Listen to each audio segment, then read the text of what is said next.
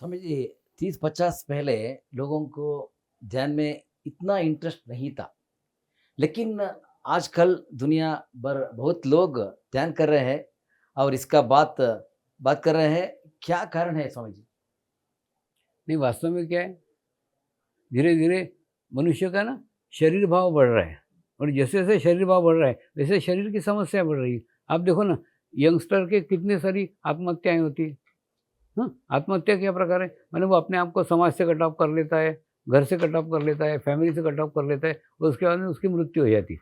तो कहने का अर्थ, जितना शरीर भाव बढ़ेगा तो बाद में तकलीफें भी बढ़ेगी ना। और शरीर भाव खूब अति बढ़ने के कारण फिर एक मार्ग क्या है, उनको कोई रास्ता नहीं सूझ रहा है। रास्ता फिर एक ही है कि ये शरीर भाव को कम करे, और शरीर भाव को कम करने के लिए मार्ग क्या है कि वो मेडिटेशन करे। जैसे-जैसे मेडिटेशन करेंगे वैसे-वैसे शरीर भाव कम होगा, जैसे-जैसे शरीर भाव कम होगा वैसे-वैसे आत्मा भाव बढ़ेगा, और जैसे-जैसे आत्मा भाव बढ़ेगा वैसे धीरे-धीरे सारे प्रॉब्लम सारे दूर होंगे। और दूसरा, जो लोग करते हैं वो लोग एक्चुअली पोस्टर बने हुए हैं। पोस्टर बने जो मेडिटेशंस करते हैं रेगुलरली, उनको देख कर के फिर 10 लोग आसपास के प्रभावित होते हैं। इवन घर के अंदर एक मेंबर ने भी अगर ध्यान करना चालू किया, पूरे फैमिली पे उसका इफेक्ट पड़ता है, ऑटोमेटिकली पड़ता है। क्यों? क्योंकि उसका ऑरा आता है, उसका आभामंडल आता है, उस आभामंडल में एक निर्विचार स्थिति आती है, उस स्थिति का प्रभाव सब पे पड़ता है। अब जैसे आप अगर हिमालय में पहुँच जाओ ना, तो आप संत मुनि बन जाओ, लेकिन पहुँचने के लिए आपके औकात चाहिए ना। अगर औकात नहीं होगी तो पहुँच ही नहीं पाओगे। उन्होंने उनके आभामंडल, उनके ऑरा ऐसे बना के रखे कि जब तक वो स्थिति नहीं, उस स्थिति तक आप पहुँच ही नहीं सकते।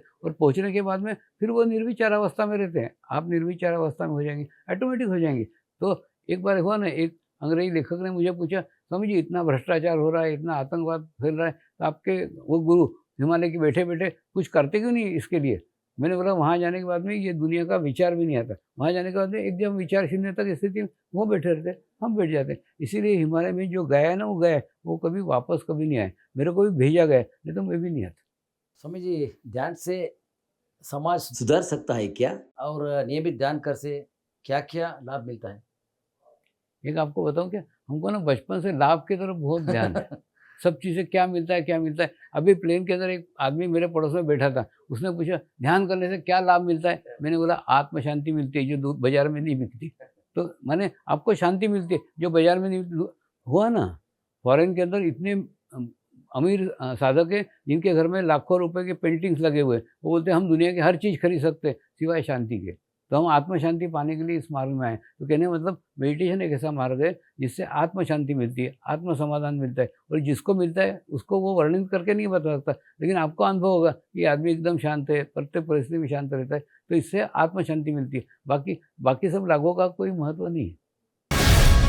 ಗ್ಯಾರಂಟಿ ನ್ಯೂಸ್, ಸುದ್ದಿ ಖಚಿತ, ನ್ಯಾಯ ನಿಶ್ಚಿತ.